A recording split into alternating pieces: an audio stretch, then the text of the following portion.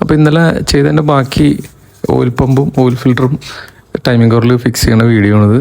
അപ്പോൾ നമ്മളെല്ലാം വണ്ടിയുടെ എൻജിൻ റീസ്റ്റോർ ചെയ്യുമ്പോൾ അല്ലെങ്കിൽ എൻജിൻ റീസ്റ്റോറേഷനും എല്ലാത്തിനകത്തും പമ്പും ഓയിൽ പമ്പും സ്പിൻഡിലും മാറിക്കളയും. കമ്പനിയുടെ ജെനുവിൻ സാധനമാണ് ഉപയോഗിക്കുന്നത്. അപ്പോൾ അത് മാറിക്കളയുന്നതിൻ്റെ പ്രധാന ഉദ്ദേശം എന്താണെന്ന് വെച്ച് കഴിഞ്ഞാൽ ഓയിൽ പ്രഷർ എല്ലാം കറക്റ്റായിട്ട് വർക്ക് ചെയ്യണമെന്നുണ്ടെങ്കിൽ അല്ലെങ്കിൽ ഓയിൽ പമ്പിങ് എല്ലാം കൃത്യമായിട്ട് വർക്ക് ചെയ്യണമെന്നുണ്ടെങ്കിൽ ഓയിൽ പമ്പൊക്കെ നല്ല കണ്ടീഷനായിരിക്കണം. അപ്പോൾ അതിന് ചെറിയ തേയ്മാനം ഉണ്ടെങ്കിൽ പോലും ഇത് ഒന്നാമത് പിസ്റ്റൺ പമ്പാണ്, ഗിയർ പമ്പല്ല, പിസ്റ്റൺ പമ്പാണ്, ഓൾഡ് മോഡൽ പിസ്റ്റൺ പമ്പാണ്. അപ്പോൾ അതിൻ്റെ പമ്പിന് ചെറിയൊരു തേയ്മാനം ഉണ്ടെങ്കിലും പമ്പ് വലിക്കാനൊക്കെ ഇച്ചിരി ബുദ്ധിമുട്ടുണ്ടാവും.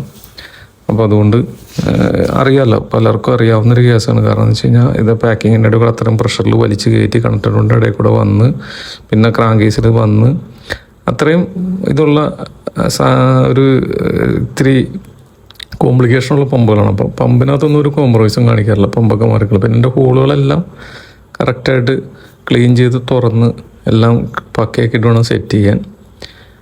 അപ്പോൾ ഇതിൻ്റെ ബാക്കിയുള്ള ഇത് ഇപ്പോൾ ഇത് ഇൻസ്റ്റാഗ്രാമിൽ ഇങ്ങനെ ഇടുന്നതുകൊണ്ടാണ് ഇത് ഷോർട്ടായിട്ട് ഇടുന്നത്. ഒത്തിരി ഡിസ്റ്റൻസുള്ള ഒത്തിരി ദൈർഘ്യമുള്ള വീഡിയോ ആണിത്. അപ്പോൾ ഇതിൻ്റെ ഫുൾ വീഡിയോ ഞാൻ പറഞ്ഞല്ലോ, ഒരുപാട് സാങ്കേതിക ബുദ്ധിമുട്ടുള്ള കാരണം നമ്മളിങ്ങനെ ഷോർട്ടാക്കി ഇടുന്നത്. അതിൻ്റെ ഫുൾ വീഡിയോ ഇത് കഴിഞ്ഞിട്ട് ഞാൻ യൂട്യൂബിലിടും. ഇതിൻ്റെ ഫുൾ റീസ്റ്റോറേഷൻ്റെ അതായത് പാർട്ട് എല്ലാം അതിൻ്റെ വിശദമായിട്ടുള്ള വീഡിയോ യൂട്യൂബിലുണ്ടാവും. അത് ഞാൻ നിങ്ങളെ അറിയിക്കാം. അപ്പോൾ അടുത്തൊരു വീഡിയോയിൽ കാണുന്നവരെ ഓക്കെ, ബൈ.